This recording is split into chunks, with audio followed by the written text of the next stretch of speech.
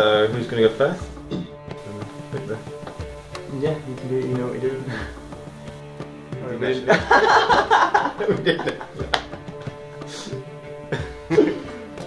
Alright then, so okay. Heads or tails, yeah? I will go heads.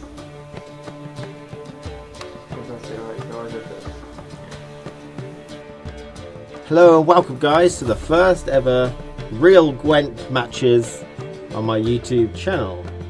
So I've sunk a lot of production into this, hopefully you enjoy it and it's really fun and entertaining for you and informative. If you got any actual advice, feel free to let me know in the comments, but it is a bit of an experimentation and we will hopefully improve as more go on. But it's going to be myself, Matthew, playing the monster deck, and against my friend Gareth playing the Northern Realms deck. Now we have put some rules in place for these games, so it's a best of 3 we decided, and there's no deck switching or side deck in this. Side deck is interesting, I do like the concept of a side deck, but for now, this is my first time recording, we just kept it simple, no deck switching, no side deck. There's a maximum deck strength of 135 and the normal card limits apply, minimum 22 units, maximum 10 special.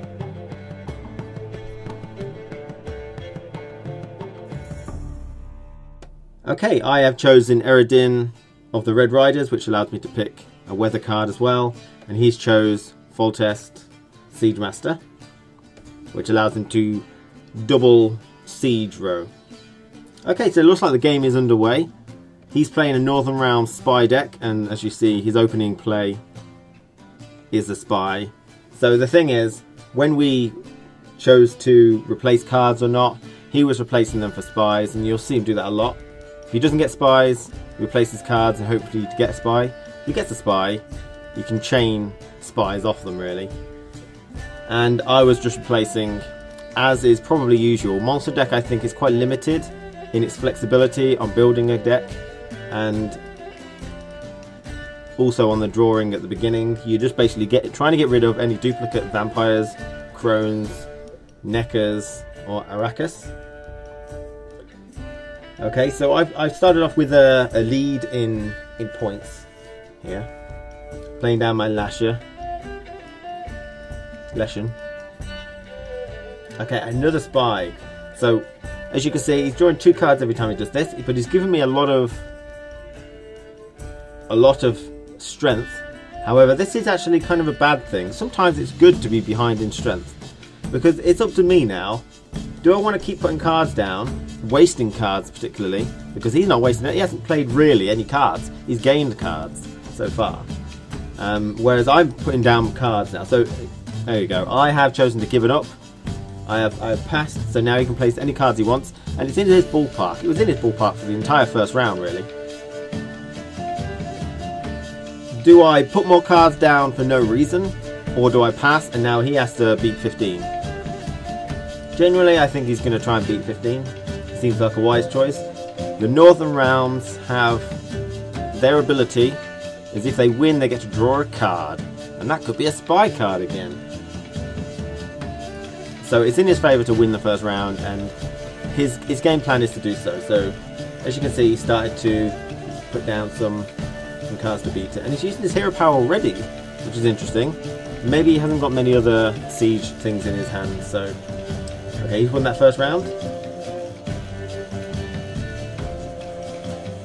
The monster deck, the one that I'm currently playing, has a special ability of 1 monster gets to stay on the board per round. So this round I only had 1 actual unit card, the other 2 were heroes.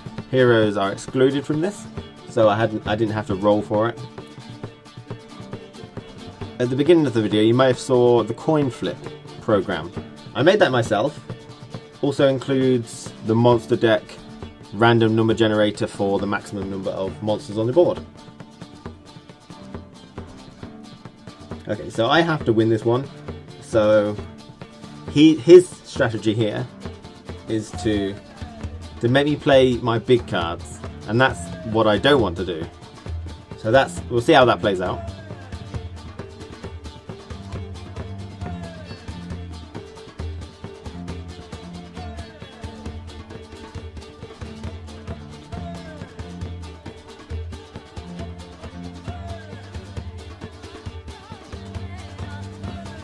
Oh, all these cards are so good. Which means my hand's proper shit. Means my hand is shit. Alright, let's see, where are they?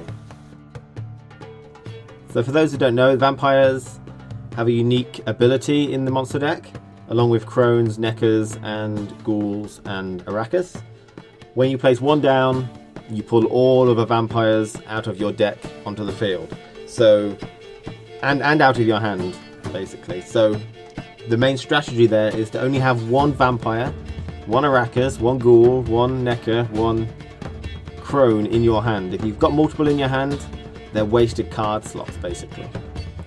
Because you have to, when you place one down, you have to place them all down. So instead of just placing one card like I did, and I pulled them all from my deck, which means I gained an extra 4 cards there. If they're in my hand, then I don't gain as many. In fact, I'm using more cards this turn, and I have less in my hand for next round.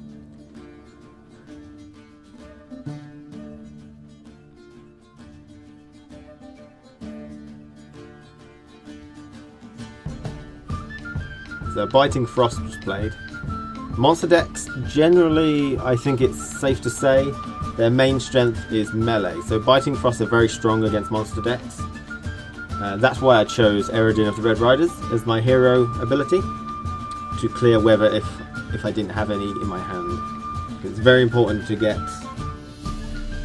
Biting Frost out of the way, if I need to. At the minute, I don't need to.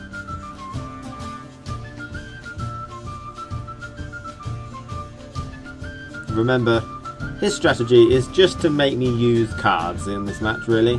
It seems to be working quite well. But remember, I have actually only played 2 cards there. 1 vampire and my Kraken, my Kraken type thing.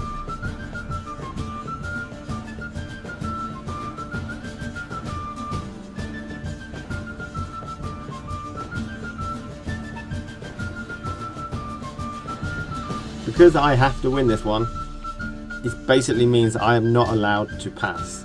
I have to make him pass. And that's what this clear weather will do. Hopefully, because it's bumped my combat strength up to 40. Unless he's got another Biting Frost, it's most likely to pass. So this was like a show of strength.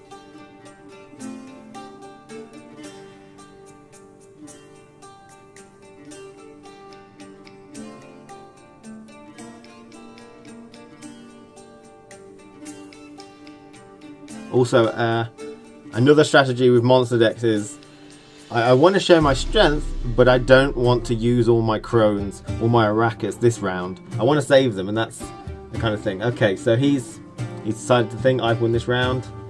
Here's the program I was talking about. So I've got six monsters on the board. Again, that's unfortunate. Yeah. Randomly numbers, third one.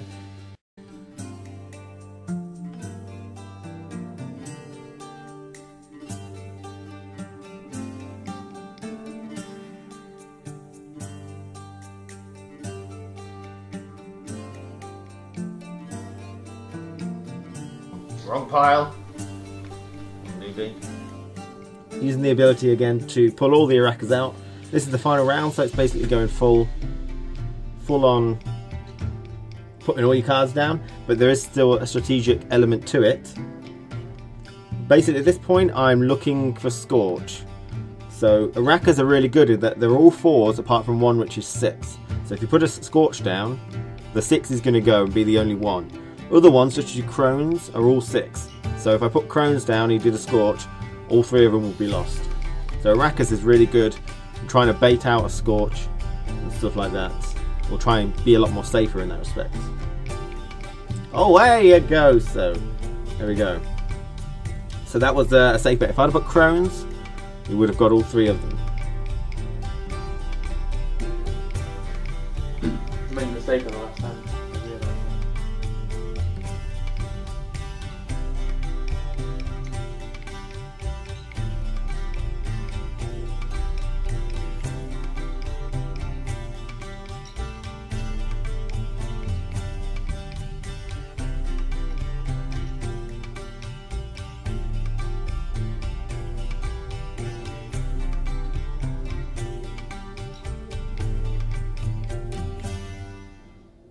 units that pull out things from your discard pile are generally not very good in monster decks, because you've got your Arrakis, your Crones that you put in there, which are mostly your hard-hitting stuff. However, when you pull one out, it doesn't pull all the other cards out like it would normally, because they're in your discard pile. It only pulls them from your deck and your hand, and if you've played them once already, they're going to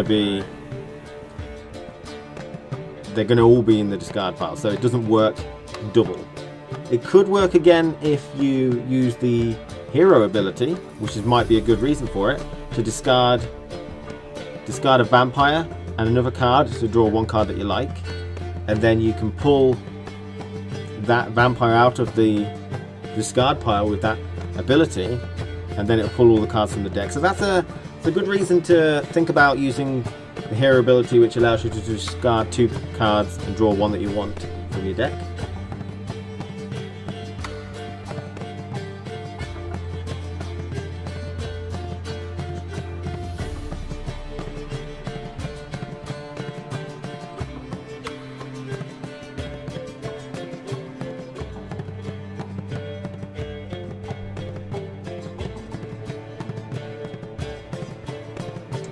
Okay, so just looking at the board, my Crones will be, if he Scorch now, the Crones will be the one to go, because they're doubled to 12 each.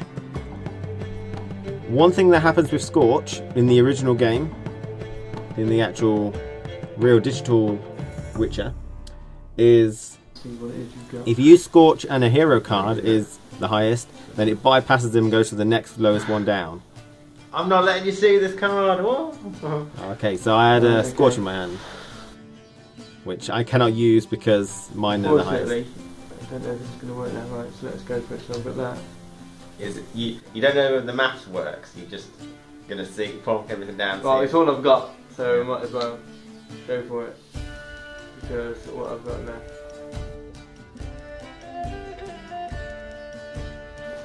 Okay, let's all look, see what happens. So they double each other, and then they double again. So 4, 8, then 8, 16 each. 16. That's a lot. Yeah, but yours are doubled, you've got a lot out. So 16, what's that? 32, 48, yeah, 48. I've got 12, 12, 24, 12, so 36 already. 36. Okay. You 12 more to win.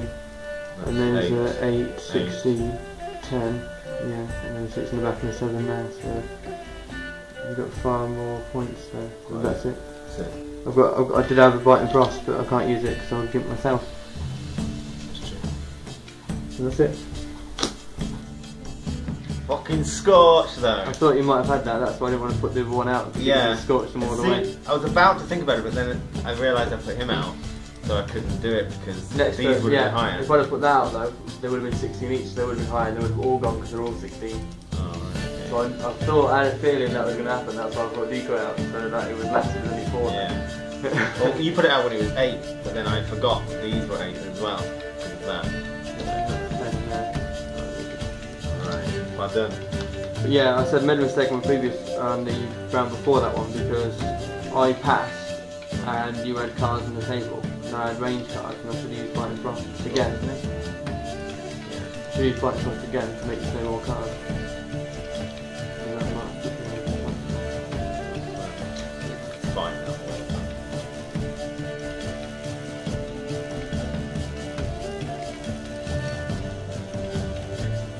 Okay, so this is game 2 now. I'm drawing 10 cards.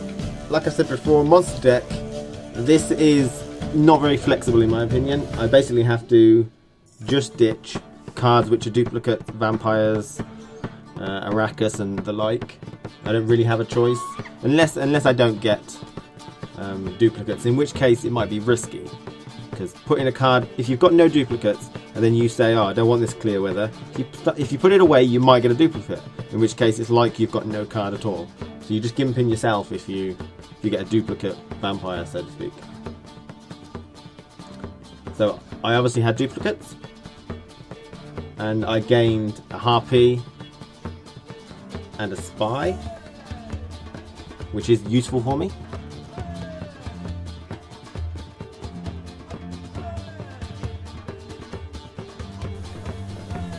The man, I've got the same card of put back. Yay! Spies, also, again, with monster deck, you need to be careful. If you put a spy down, you have to consider that you will pull out a duplicate vampire. The only way to be safe that you're not going to draw him is to use all those big cards first and save your spy until the final round. Right, starting off with a low bid, so to speak. Okay, because monster decks are generally weak to range, to melee, the Biting Frost, I stuck him on the ranged. And putting low bids down like that is nice to just your opponent has to make a move. Again, he's spying me. It does get quite annoying. It's going to happen just exactly the same as the other one I predict. How he's going to build up my strength with his spies, gain a card advantage. I have either the idea to put down more cards and waste my cards to gain more deck strength, or just pass, in which case he has the choice whether he thinks he can beat my strength optimally. So it's all in his ballpark, in my opinion. I did choose to put down that spy.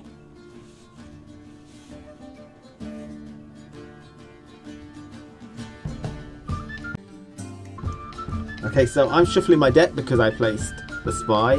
Now, since I'm playing a monster deck, there is a lot of pulling from your deck whenever you're playing a Arrakis, a Crone, or a Vampire. So to keep the game moving at a nice speed, I don't like to shuffle it after I've pulled them out, because monster decks also don't have many spies, so it's unlikely you're going to get a spy. So if I do get a spy, I shuffle it before I pull, rather than shuffle it after every time I place a card down. Right at the fucking bottom, both of them.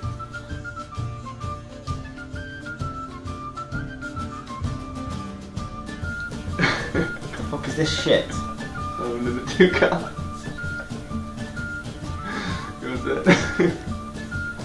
Well, we'll deck of hands in a minute. Pretty well, aren't you?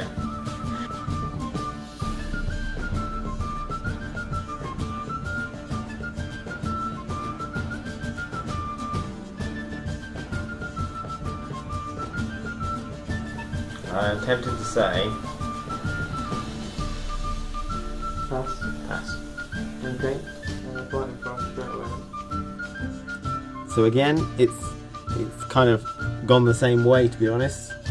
I had a deck strength. I didn't want to place any massive cards down. That's where I think Nekids are quite good. They have the same ability to pull out multiple, but they're quite low strength. Now, I wouldn't go as far as to stick ghouls in my deck. I can say for certainty I did not stick ghouls in there, because they're only 1 and it's like, what's the point? But sometimes it's good to be behind and only do little steps, just to make the opponent think about quitting, like he's done to me several times here. I don't want to place my big cards down. Okay, that's it. He's beat me.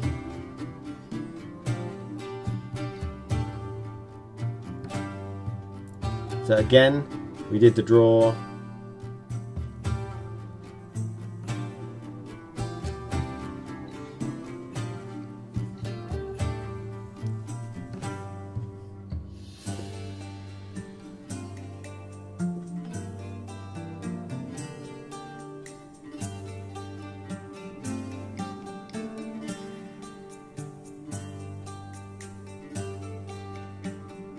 So, starting off with 4 strength, he got to draw another card.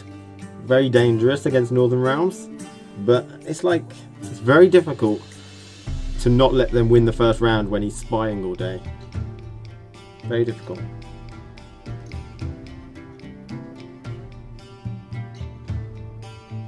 Northern Realms has quite a few synergy cards when you place them next to each other, like the Blue Stripes Commandos. They buff each other if they're sitting next to each other, the bond ability. Monster decks don't have any bond abilities. There you go, a second Blue Stripes, so they both get doubled to 8 instead of 4 now. So with a total strength of 16.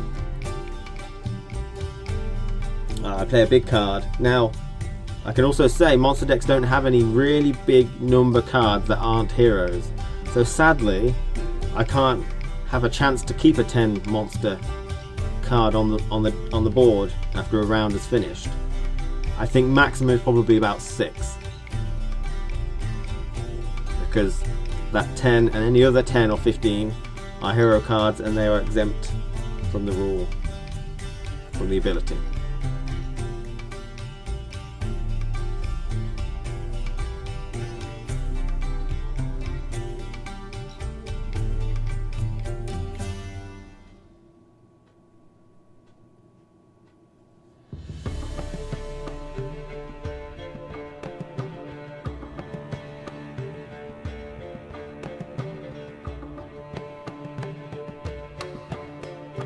Playing the Devil's Scent, 666. Very vulnerable to Scorch. Now I do have two 10s on the board, but they're both heroes, and they're also exempt from Scorch. So if he plays a Scorch, it'll go straight to the Crones.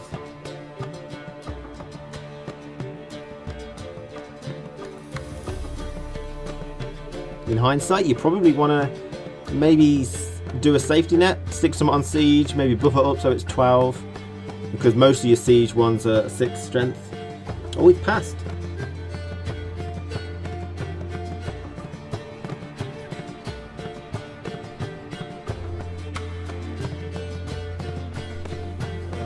One, two, three, four. Right. Two. That's very random, your random. It is, it's different numbers. It's just fucking always him. Yeah.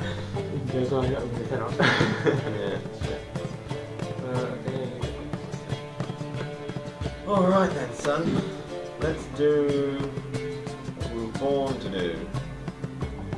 Play something like that.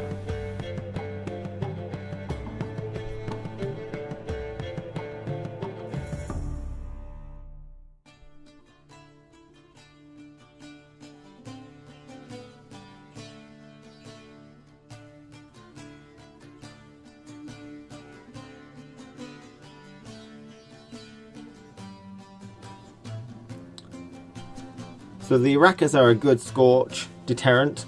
I have mentioned before. Vampires are also good at this because vampires, there's 5 of them. All of them are 4 except one, which is 5. So the Scorch will go onto the 5 and miss all the 4 strength cards out, which is really good.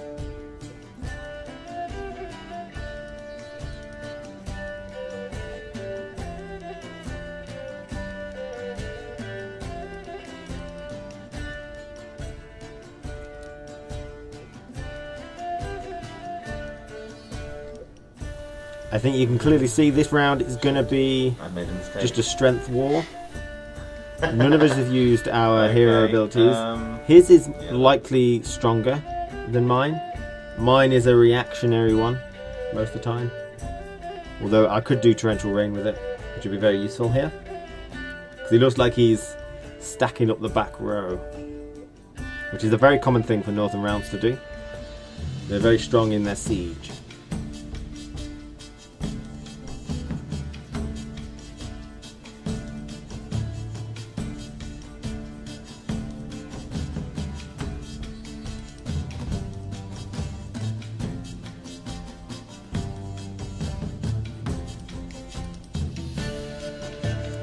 And since I haven't used my hero ability,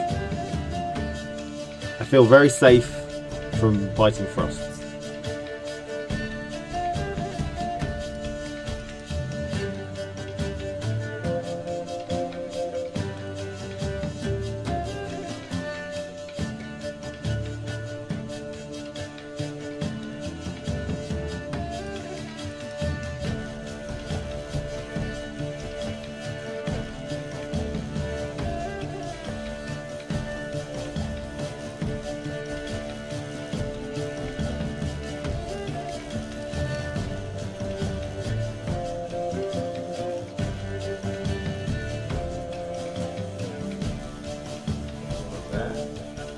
I know it can't stand. That was a mistake. It increased by 4 anyway.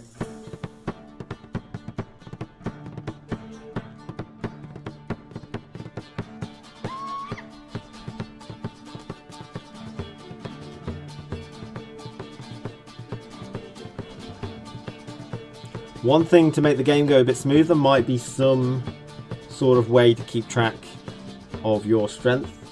Obviously in the Real Gwent game it does that automatically. Here you have to count. I guess pieces of paper would be very useful. I don't know. I think it's easier to do it in your head, or at least quicker, because it changed very frequently, the numbers. And they can change very drastically. Like one biting frost would turn that from 79 to about 10.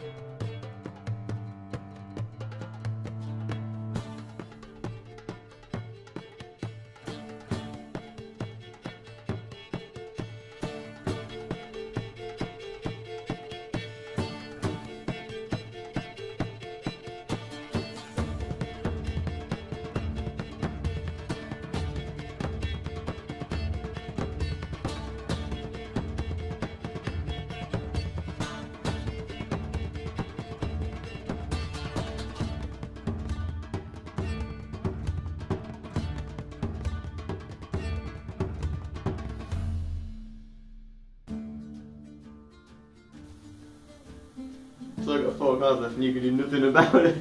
Yeah, That's my intention.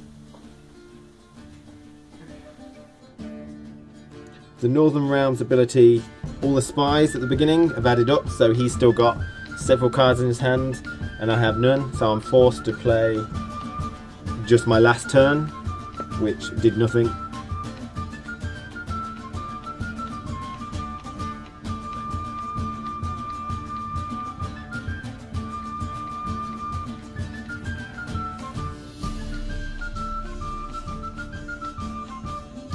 So that's very smart play from Gareth. He basically waited until I ran out of cards to play his Biting Frost, knowing that I could have clear weathered at any time with my hero ability. And then when I've ran out of cards and I've used my hero ability, it was an automatic pass for me, so he can play as many cards as he wants, and uses that opportunity to play his Biting Frost, knowing full well I can't do anything about it. Alright. Very smart. Let's start phrasing all more around. Good. But yeah, I just thought, to be honest, I thought that your special, until you said, I thought your special was to pull out your card from your discard pile. So I kept my decoy around in case you pulled out a spy to get 2 extra cards, because then I'd have been in a bit of trouble. Is that guy yours? Well, the one on your side's mine, the one in my side's yours, but it doesn't matter. Cause Yeah, but I cut all your edges really shit. I've got anything in here that's yours, isn't it? So yeah, that I don't think it would have saved me to put the Commander Swan on the back. I didn't realise he can only go on the front and it doesn't stack. That's the mistake I made. Doesn't matter in the end anyway.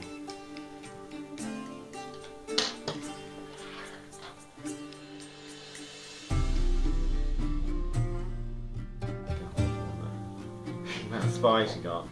Yeah. I seem to run out of cards, so I have no choice, and you can just hold your stuff back. That's the thing, yeah.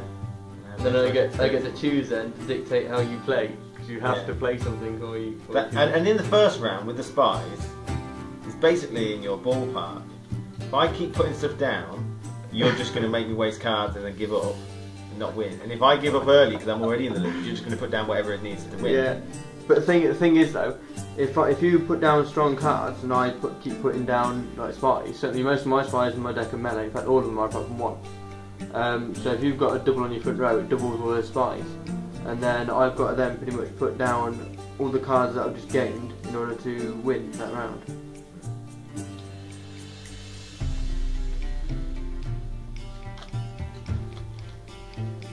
The best thing about putting 2 cards back is if I don't get any spies, 2 cards that try and get 2 more spies, or at least 1 spy. Right.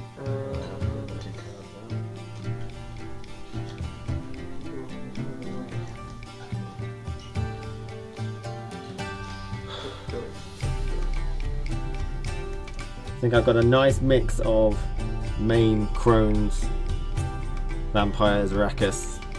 A nice mix there, not really any duplicates.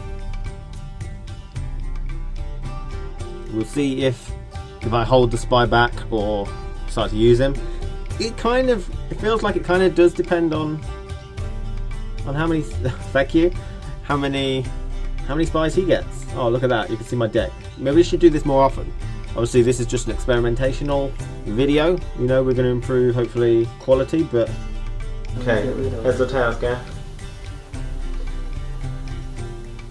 I'm going tails this time. So yeah, I made this program myself. Tried to make it look a bit witchery as well. So that was tails. So Gav goes first. Northern Realms. Generally, it feels to me that going first is normally bad. For Northern Realms, it doesn't seem that bad, especially if you've got spies, because you're drawing more cards then straight off the bat. Not that it would matter whether you drew them now or later, but generally it feels like going first, especially for monsters, maybe some other decks as well, I've not experimented yet. Going first is bad because then you're going to run out of cards faster, possibly. Without the, if you exclude spies.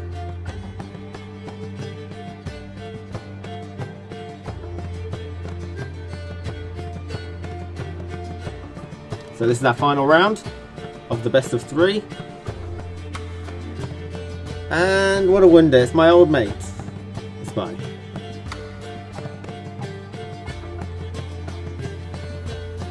I know what you're fucking got. Alright.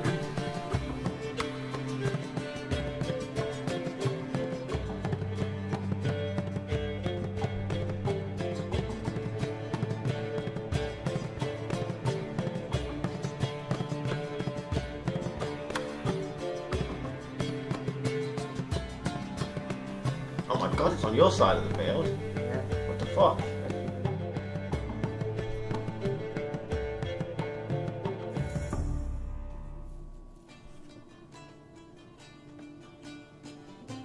Opting to use a spy early on, and I had a nice hand as well. A nice mixer of vampires and such. Another decoy. We're spying spies. Just placing it back on the field because I discarded it, but it doesn't matter anyway.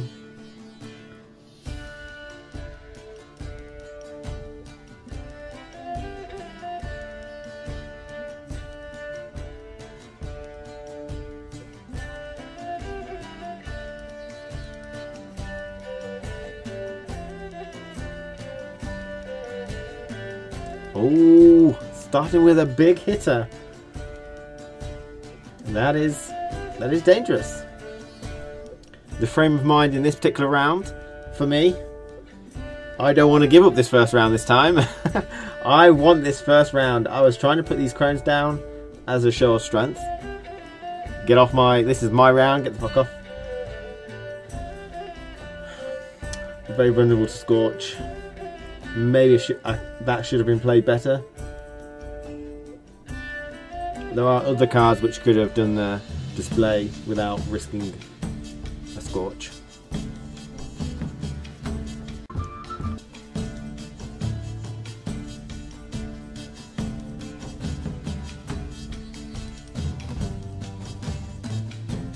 Again, placing the Harpy down just to get the opponent to use something, to get him to do something. It doesn't matter about being in the lead right now. What matters is seeing what the opponent can do. You want to force them to play their small cards so they've only got big cards left, then they have to commit. If you can make them pass because they don't want to play their big cards, then it's in your ballpark again.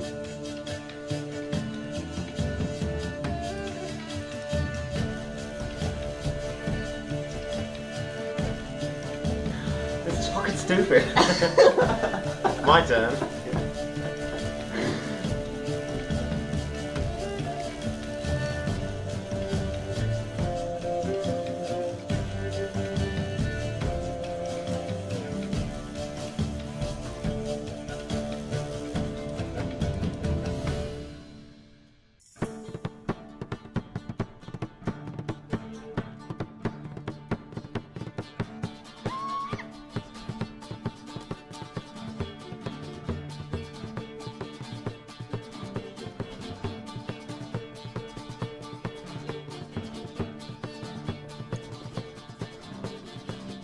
Oh, got my Kraken monster. Pretty nice. Got an Arrakis. We did already have one in our hand, so that was effectively we only got one card from that, which is unfortunate. At this point in time, with all spies played out, I, as the monster deck, have 9 cards, one of which is a duplicate Arrakis, so really effectively only 8. That is kind of a... When people ask how many cards you're holding, we have decided to allow them. Northern Realms at the minute has 11, because in the actual game you can see how many cards the opponent has, and that might dictate how you play, so occasionally if they ask, you just tell them. But monster decks can be less than what they actually seem, because of the duplicates. So effectively I have 8, and he had 11.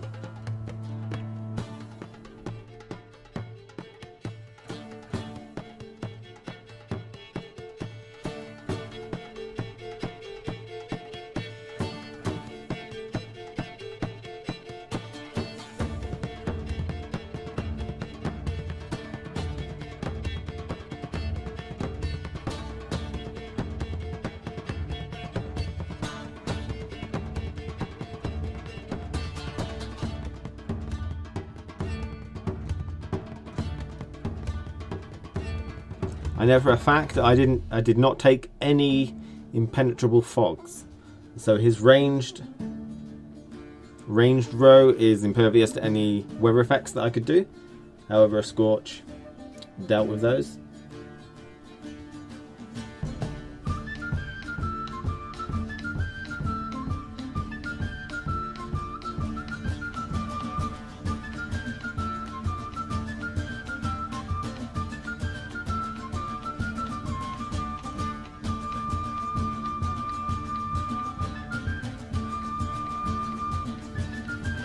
So as you can see, this particular round is escalating, you know? In the previous rounds, or the previous games, I did quit. I passed it, and I let him win. I did not want to let him pick a card from winning. I really wanted this round. And he wanted it too, because he gains an extra card. But the amount of spies that have been placed down already, he's got like half a deck in his hand already.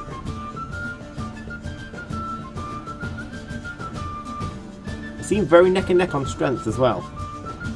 All the way through this we've been very 1 or 2 behind or in front.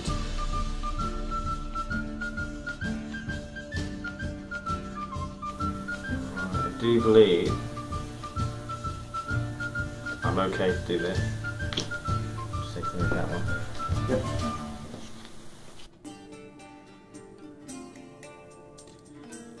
Now, the reason why that, I think, appears like a bad move, and it definitely should be considered as a bad move. I should have waited for more Siege or Catapult or Ballista or something.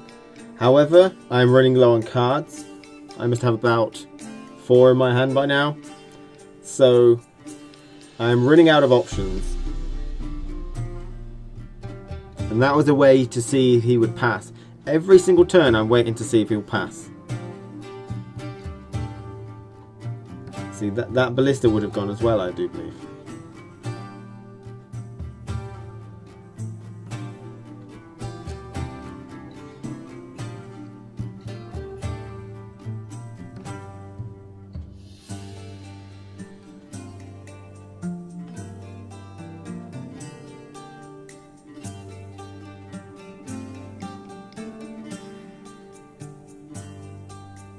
That Scorch would have been very handy to hold back.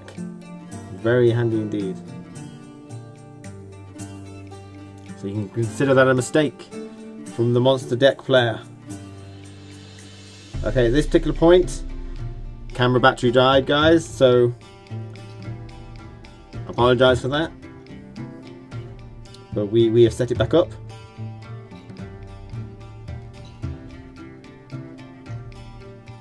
Playing the Torrential Rain using my hero ability. Again, very useful. Does he have a, he does have a clear weather. Okay.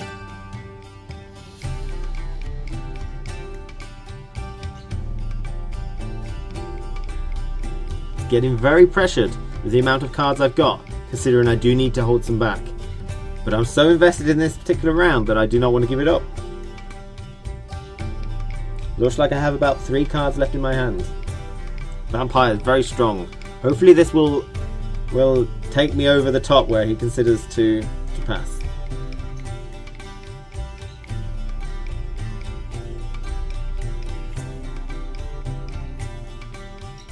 Again, the Commander's Horn, there on the back row. Not as effective as if it was on the front row. However, I was hoping he would pass by now.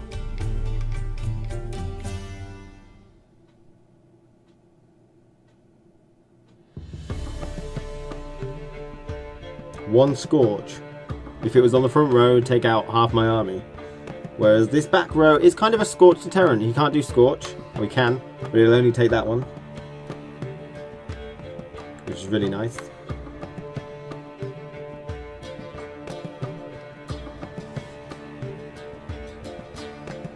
He still has not used his hero power. He still has not used his own hero power to double his siege strength. Ah, there it is. What does that take it up to? 54, still behind. Okay, but it's my turn again. Considering the amount of cards I've got, I have to waste one just to see if he'll pass again. So that was a complete waste. But considering what I have in my hand, it is only an Arrakis now. 2 Arrakis, in fact. And considering I need to save some for the next round to win, this is coming very close.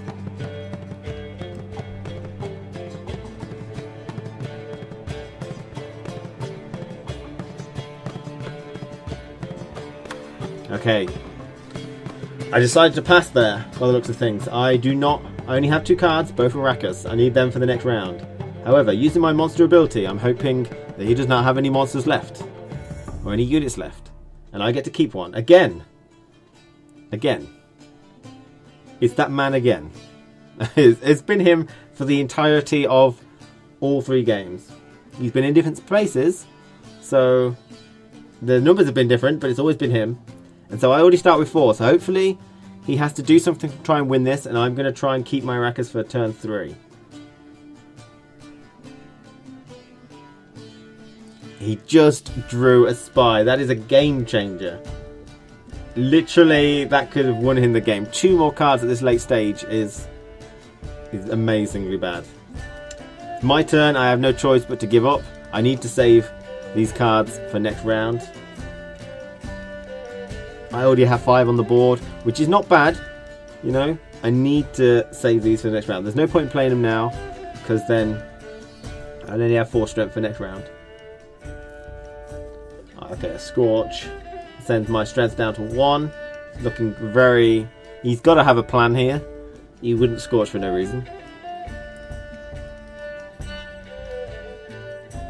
This is the second round, by the way, guys. I just haven't moved my life gem. There we go. I lost both rounds. We did not get on to the 3rd round. Again, only had 2 Arrakis. He could have saved a Trebuchet there. Or the Scorch. Scorch would have been very good against the Arrakis next round. He had a decoy as well. Very, very good. He had a lot of cards left, considering it's all based on those spies at the beginning. I just couldn't deal with the amount of cards he had. He pushed me to keep playing cards until I had hardly any left in my hand, and he had a fair few. And that cost me the game. Right, thanks for watching, guys, for the best of 3 Real Gwent.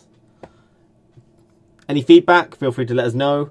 And thanks for watching.